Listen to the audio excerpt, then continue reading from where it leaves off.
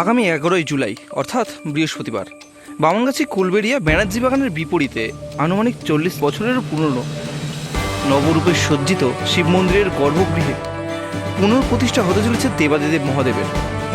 এবং সেই মন্দিরকে ঘিরেই আজ মন্দিরের সকল সদস্য মন্দিরকে একেবারে নবরূপে আলো দিয়ে ও ফুল দিয়ে সাজিয়ে তুলতে ব্যস্ত। তবে কেন এই মন্দিরের রূপদান, কেনই বা আগামীকালকের দিনটাই বেছে নিল মন্দিরের কর্তৃপক্ষ, সবটাই জানবো বিশদে মন্দির কর্তৃপক্ষের সদস্যদের থেকে।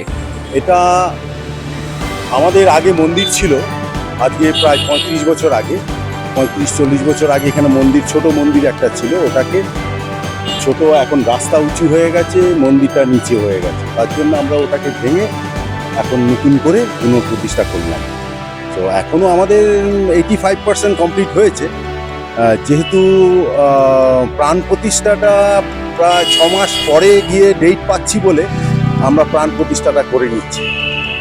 উদ্বোধনটা আমরা মোটামুটি 6 মাস পরেই করব। তো আপাতত আমাদের প্রাণ প্রতিষ্ঠাটা কমপ্লিট করি, বাবার আশীর্বাদ থাকলে ভালোভাবেই হয়ে যাবে আশা করি। আর সবাইকে অনুরোধ এবং নিমন্ত্রণ রইল যে সবাই এসে কাল সকালে 8টার থেকে 11টার মধ্যে মন্দিরে চলে আসবেন। আর প্রাণ প্রতিষ্ঠা আছে, আপনাদেরও দরকার, কেননা এই মন্দিরটা সবাই অনুদানেই এই মন্দির করা। কালকে আমাদের প্রোগ্রাম আছে সকাল 8টা থেকে। আর কি আমাদের পুরোহিত মশাই সকাল 8টায় এসে যাবে। সেই হিসাবে পুজোর যা জিনিসপত্র ওগুলো রেডি হয়ে গেছে, এবং পুজোর যা সামগ্রী, ফল ইত্যাদি যা কিছু সমস্ত অ্যারেঞ্জমেন্ট একদম রেডি। ঠিক আছে, এবার কাজ চলছে, আপনার সামনেই দেখুন, ফুলের কাজ চলছে, লাইটের কাজ চলছে প্রায় শেষের পথে। আর বিকালে একটু প্রসাদ বিতরণ অনুষ্ঠান আছে, সেটা খুব নর্মাল, বসে কিছু না, আর ওই প্রসাদ বিতরণ হবে সাধারণ লোককে, এই হচ্ছে ব্যাপার। বামনগাছি চৌমাথা হতে বামনগাছি রেল স্টেশন যাওয়ার প্রধান রাস্তার পাশেই অবস্থিত এই মন্দির, যে মন্দিরের রূপ প্রতিনিয়তই নজর কাড়ছে পথচারীদের। যে ব্যক্তি মন্দিরের রূপদান করেছেন তার চিন্তাভাবনা এবং মন্দিরের এই রূপ সম্পর্কে সম্পূর্ণটাই জানবো মন্দির নির্মাতার কাছ থেকে। হ্যাঁ, মন্দিরে আমাদের এখানে তো আগে মন্দির ছিল, তো মন্দিরটা জরাজীর্ণ অবস্থায় চলে এসেছিল, সেই জায়গা থেকে এটা পুনঃসংস্করণ করা হয়েছে। পুনঃসংস্করণের সময় আমাদের যে সবাই একসাথে আমরা আছি, তো সবাই মিলে একটা চিন্তা করা হলো যে মন্দির একটা চূড়া সমেত একটা মন্দির হবে, সেই মন্দিরটা দেখতে আকর্ষণীয় হবে। সেই চিন্তা থেকে আমাদের এই মন্দিরের ডিজাইনটা করা হয়েছে। সেখানে দেখবেন একটা গর্ভগৃহ আছে, সামনে একটা নাট মন্দির আছে, গর্ভগৃহের সাথে একটা মেন চূড়া আছে, যেটা 4টে ছোট চূড়া দিয়ে সব পরিবেষ্টিত। আর গর্ভগৃহতে একটা বাবা শিবের জন্য একটা ছোট্ট স্থান করা হয়েছে, যেটা বাবা শিব ওপরে বসে আছে। তো আমাদের মন্দিরের কাঠামোটা মাপ হচ্ছে ধরুন 12 ফুট বাই 25 ফুট, এর ওপরেই আমাদের এই নকশাটা করা হয়েছে এবং ডিজাইনটা ফুটিয়ে তোলা হয়েছে। এবং এই ডিজাইনটা ফোটানোর ক্ষেত্রে আমাদের এই সবাই মিলে আমরা সবাই প্রচেষ্টা করে, এবং নির্মাণ কাজ যিনি করেছেন, ডিজাইনের কাজ যিনি ফুটিয়ে তুলেছেন, তার হচ্ছে বিষ্ণু, এনার অনেক অবদান আছে, এবং সবাই মিলে প্রচেষ্টা করে এই জিনিসটা ফুটিয়ে তোলা হয়েছে। আমাদের মোটামুটি 18 মাস সময় লাগলো, প্রায় 18 মাস সময় লাগলো, কারণ কাজটা অনেকটা নিখুঁতভাবে এবং স্টেপ বাই স্টেপ যত ইঞ্জিনিয়ারিং আমাদের রুলস আছে সেই রুলসগুলো মেনটেন করে সব দিক দিয়ে সেফটি বজায় রেখে কাজটা করা হয়েছে আস্তে আস্তে।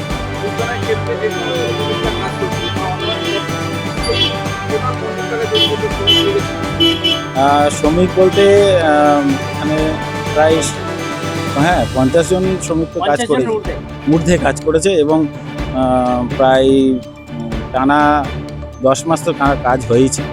তার মধ্যে বিভিন্ন আবহাওয়ার জন্য কাজ বন্ধ গেছে, আবহাওয়ার জন্য, গরমের জন্য, বৃষ্টির জন্য কিছু কাজ বন্ধ গেছে, টানা 10 মাস কাজ আমাদের চলেছে।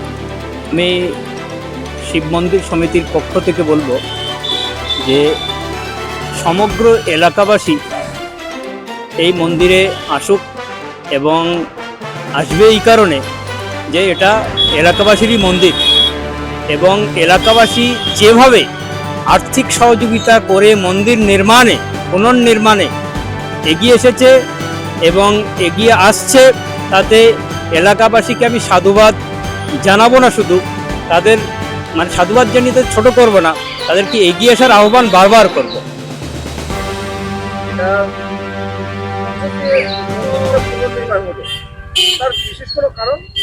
বিশেষ কারণ এই কারণে বলি, এটা দীর্ঘদিনের মন্দির। তো দীর্ঘদিনের মন্দির কি হয়েছে, তখন অতটা পরিকাঠামো ভালো ছিল না। তো পরিকাঠামো ভালো না থাকার ফলে কি হচ্ছে, প্লাস্টার খসে পড়ছে, গাঁথনি ভেঙে পড়ছে, বারান্দা ভেঙে পড়ছে, ঝড়ের সময় টিন উড়ে যাচ্ছে।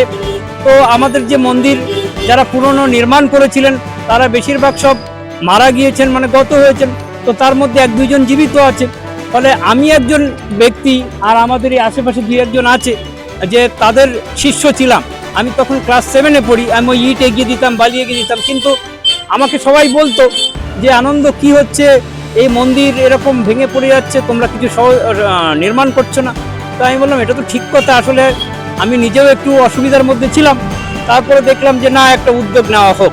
তারপরে এলাকার কিছু যুব সমাজকে ডাকলাম যারা এই কাজে যুক্ত, তাদেরকে বলা হলো, তারা বললো না ঠিক আছে চলো বসো। তারপরে 8 থেকে 10 বার আমরা বসেছিলাম।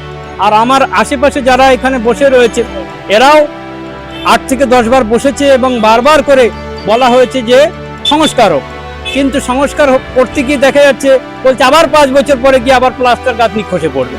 তাহলে কি হোক, প্রস্তাব এলো যে পুনর্নির্মাণ। তো পুনর্নির্মাণে এই জন্য হাত দিতে হয়েছে, কারণ একটা মন্দির সেটা যদি জীর্ণ ভগ্ন দশা পায়, আমাদের হিন্দু সনাতন ধর্মের ক্ষেত্রে সেটা আমাদের কাছে খুব অপমানজনক, খুব দুঃখের বিষয়। সেই জন্য আমরা এই সনাতন ধর্মাবলম্বী যুব সমাজ এবং এলাকাবাসীকে আমরা উদ্বুদ্ধ করে এই পুনর্নির্মাণে আমরা এগিয়ে আসতে পেরেছি। আমরা প্রায় মানে 100 ভাগই আমরা প্রস্তুত আছি এই বিষয়ে।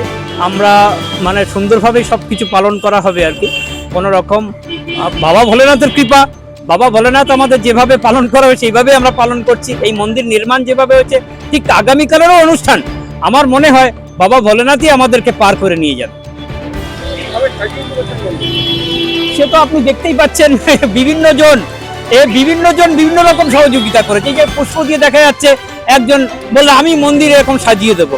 তো এইরকম এক একজন এক এক রকম দায়িত্ব নিচ্ছে এই আগামীকালের অনুষ্ঠানকে কেন্দ্র করে। এটা মানে ভাবা যায় না। আর মন্দিরের পুনর্নির্মাণ সম্ভব হয়েছে বলেই আজকে এলাকাবাসী খুব খুশি যে না, মন্দিরের মতোই হয়েছে, আমরা এখানে আসতে পারবো এবং বসতে পারবো।